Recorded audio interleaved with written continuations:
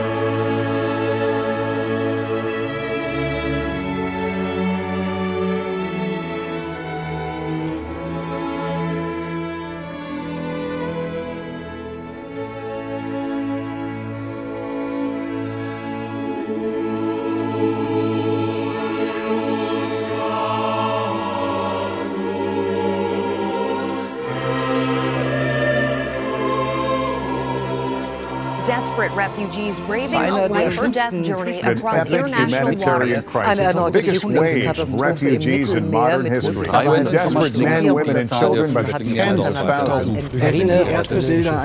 Die Dauertragödie auf dem Mittelmeer nimmt neue, noch schrecklichere Dimensionen an.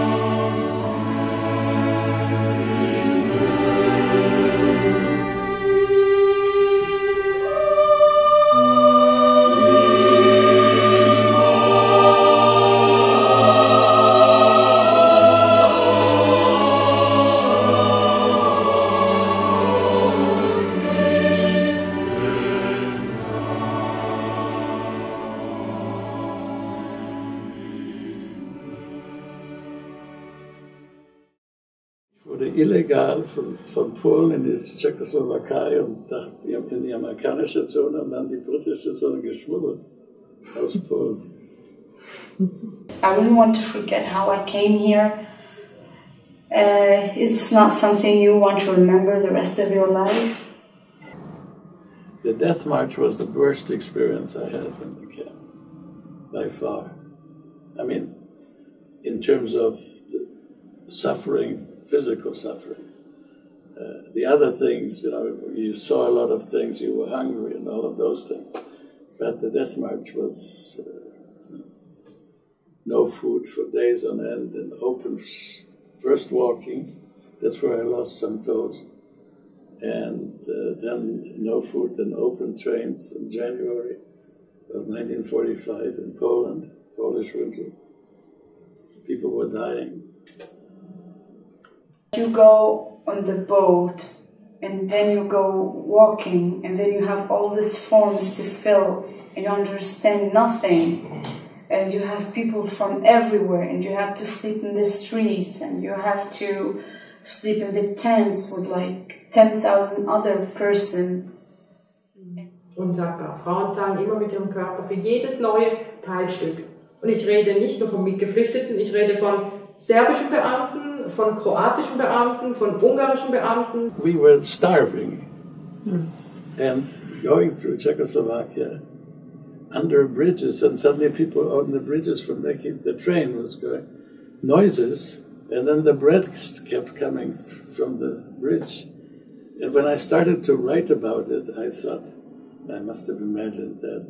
That's like manna from heaven. That's not real. You see rats, big rats, and I have really fear from those rats, and they're all playing around in this tent. Es gab eine Situation, da kam ein junger Mann, der hat auf einem Plastikschlauch hochvirtuos geflötet. Und er musste uns nicht erzählen von Krieg, von Verfolgung, von Vergewaltigung, von Bomben. Das hat alle unsere Fantasie getriggert. Wir haben sofort gedacht, warum flötet er auf diesem Schlauch? Weil es mit seiner Flöte ist sie verbrannt, hat sie verloren auf der Flucht, musste er sie zurücklassen. Warum hat er diesen Schlauch? Und es war so berührend, dieser Moment. Und solche Momente versuche ich auch in der Kunst zu schaffen. Also nicht zu provozieren, sondern zu berühren und diesen Menschen ein Podium zu geben. Mit ihrer Stimme, mit ihren Instrumenten, mit ihrer Kultur. We were living a very normal life and it doesn't make sense we couldn't make it better. It couldn't be better than it was. Ahmed hat mal gesagt, I don't trust anybody. I come from war. Why should I trust you? I always wanted to stay in Damascus, and this is like the place I was born in and I grew up in. So why would I go to another place and start from the crash from the zero? Ein Mensch, der Krieg und Verfolgung und Flucht auf sich genommen hat, der geht nicht auf die Bühne, wenn er keinen Bock hat. Die sind viel stärker und selbstbewusster als wir.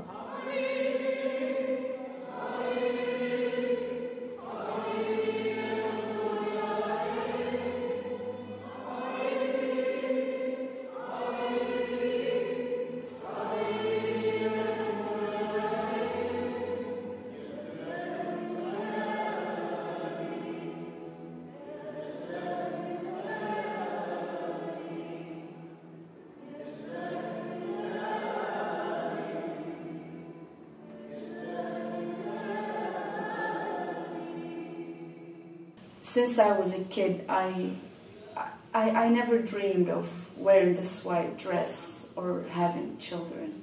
I always wanted to go to university. I always wanted to study. I always wanted to have a position where I can be a very effective person, not a person who's doing nothing, only eating, only having babies, and it's not this is how about it's not like this. There's a lot of girls like me. It's not traditional in Arabic country, I know, but there's a lot of women who really only want a chance to show how powerful they are. Even like German women. We have this also in Syria. We have like brave women. Also was soll das mit den Wirtschaftsflüchtlingen, wenn wir die Meere leer fischen, wenn wir durch den Klimawandel unmöglich machen, in manchen Gegenden dieser Welt zu leben, dann ist klar, dass die Menschen sich in Bewegung setzen. Die Flüchtlinge haben das getan, was auch eine deutsche Mutter und ein deutscher Vater tun würde, nämlich im Libanon in einem Flüchtlingslager, wo die UN kein Geld mehr hat, weil die westlichen Industrieländer nicht mehr zahlen. Und ich sehe, dass meine Kinder am Verhungern sind und meine Familie überhaupt keine Lebensperspektive hat. dann nehme ich doch meine Kinder und ziehe los dahin, wo ich denke, dass es eine Perspektive gibt. Das würde jede deutsche Mutter und jeder Vater auch tun. Sie haben also etwas völlig Menschliches gemacht. Ich denke, ein Mensch, der seine Heimat verlässt, der macht es nicht freiwillig. Der hat es lange durchdacht, man verlässt nicht einfach seine Heimat. Das ist kein Spaziergang.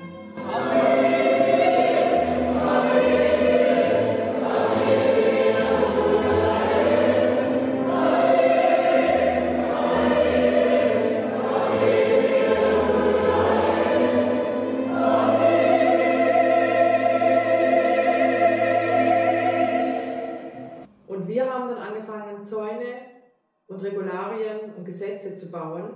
Die Gesetze haben nicht ausgereicht. Und jetzt bauen wir Zäune, 2 Schichten, 3 Schichten und immer noch kommen die Menschen oben drüber. Also das heißt, mit unserer Politik haben wir so viele Schädigungen in der Welt angerichtet. Now, although really German is a very hard language, but I was lucky enough to have great teachers.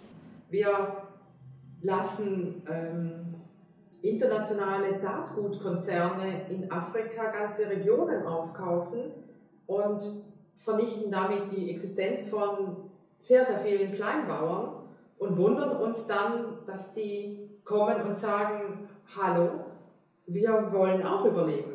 Also eigentlich können wir ja erstaunt sein, dass die Konsequenzen, die zerstörerischen Konsequenzen unseres politischen Handelns der letzten 150 Jahre, dass wir da nie dafür büßen mussten.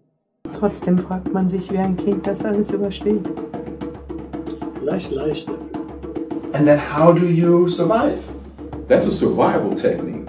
Here in the state, that's a survival technique. When it comes to survival, some people like to remain human beings and others not. How did he survive? I just felt that if I remained in Germany, the concentration camp would always be with me.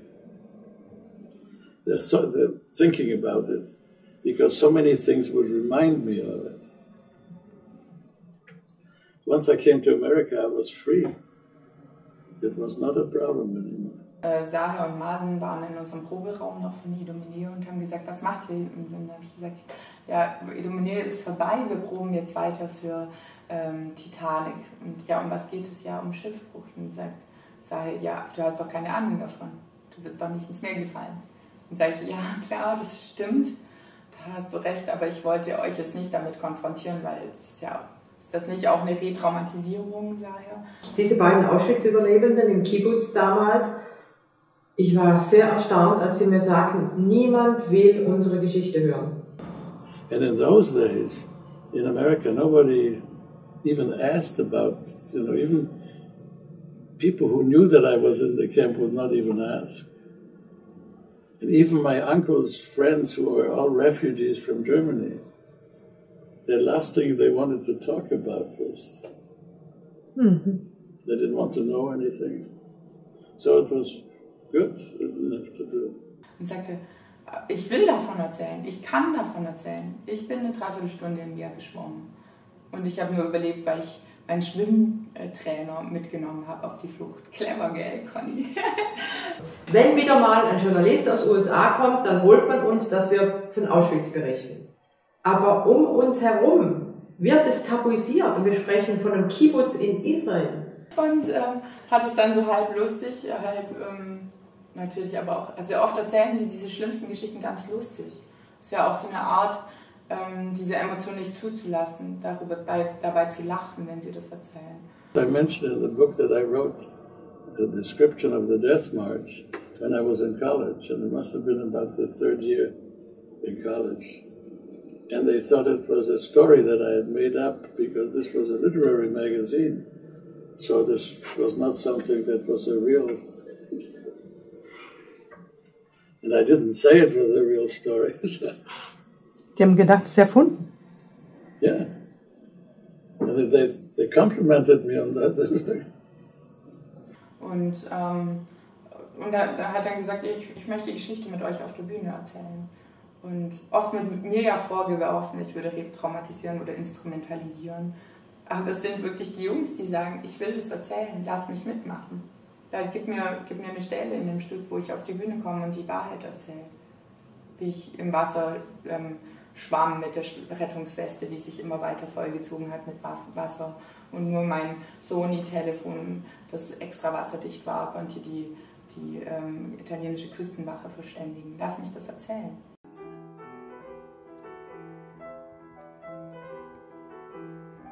كنا 11 شخصا وزوجتي حامل بشهرها التاسع ضائعون في الغابة التركية.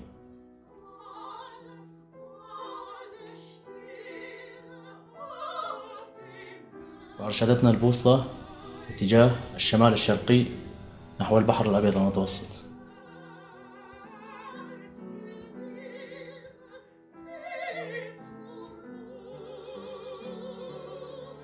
في البحر الأبيض المتوسط أو في تيمية المياه بينما كان قائد الوجه ضائع.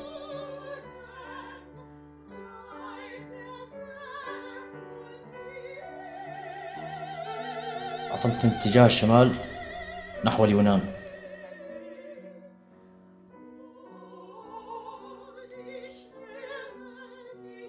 هذه البوصلة تدين للكثير من الناس بحياتهم.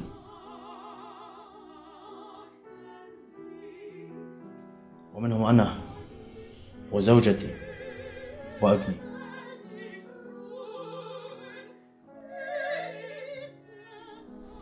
هذه البوصلة أغلى من الذهب. شكرا بوصلتي.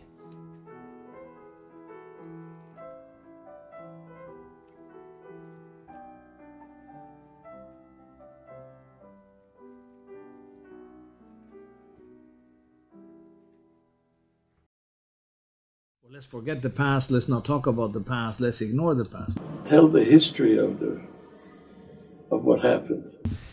And I keep on saying you can't move to a different chapter, you can't build a different era if you don't close the one before. The challenge we have in America is that we don't teach our history, we teach a mythology. I always say that the peoples of a nation that does not have a full right to recognize their past will never be totally free to design their future. Now there's an Aboriginal leader. His name is George Erasmus. Very, very wise man. He's Dene out of Canada, and he says that where common memory is lacking, where people do not share in the same past, there can be no real community. If you want to build community, he says, you have to begin by creating a common memory. Nations are defined by their identity. And identity is defined by the triumphant periods, yes, but it's also defined by its tragedies and its horrible periods. And you have to acknowledge both to be able to have a true identity. I think this quote gets to the heart of our nation's problem with race, which is we don't have a common memory. We have a dominant culture that remembers a history of discovery, expansion, opportunity, and exceptionalism. And we have peoples of color that have the lived history of stolen lands, broken treaties, slavery, Jim Crow laws, boarding schools, ethnic cleansing, internment camps, mass incarceration, and there's no common memory. You always, in my opinion, need a truth commission for big events. So one of the things that we need to do as a nation, if we want to move forward, if we want to find a way to have a better community here on Turtle Island, is we have to find a way to create this common memory. Because a truth commission, if it is properly organized, can tell the real story. And when you know the real story, it's possible to make provisions for future solutions.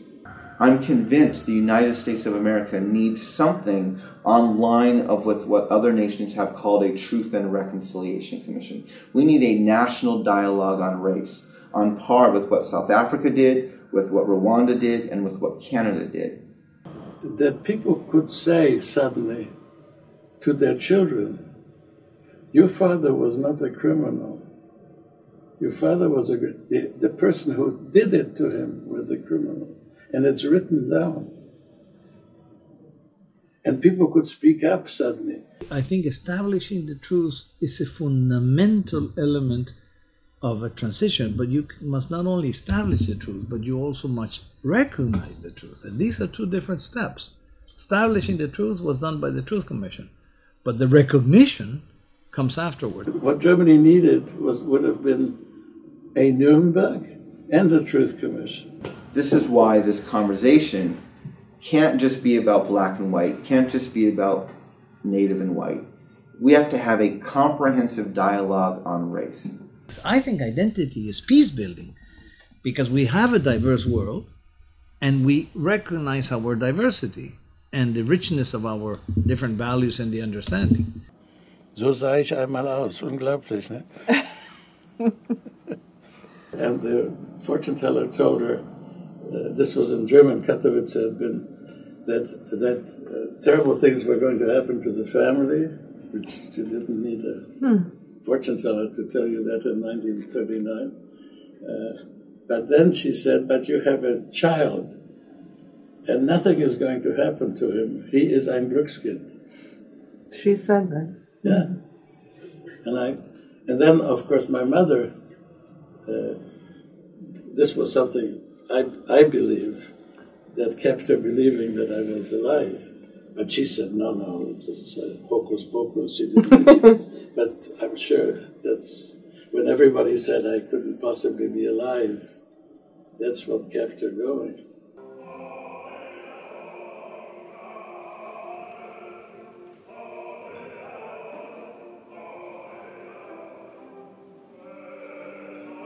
Wir haben eine sehr, sehr große Chance im Jahre 2015 erhalten.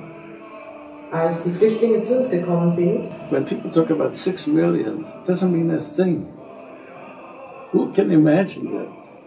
You have to talk about the individual. That's why I thought, we need to have more books about, I keep telling children to get their parents or to write about, because you need to know what happened to individual families for this to have any sort of meaning.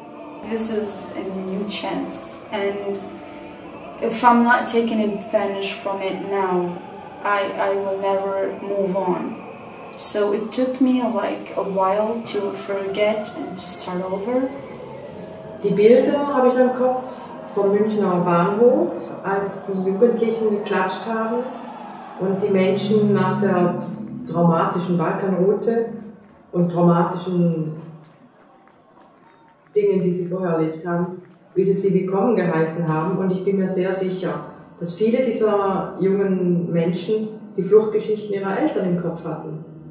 Von ihren Großeltern gehört haben, was es hieß, alles stehen und liegen lassen zu müssen und auf die Flucht zu gehen. Also ich denke, da konnten sehr viele anknüpfen und diese Berührung brauchen wir. Wir brauchen die persönliche Berührung. Do we want to be a nation where we the people actually means all the people? We're making history. Yeah, to me it's the most effective tool is storytelling. Storytelling, yes. That's a conversation I would love to be a part of. An interactive database of people that have given their testimony and oftentimes their lives for the world is probably the most important database that we can have.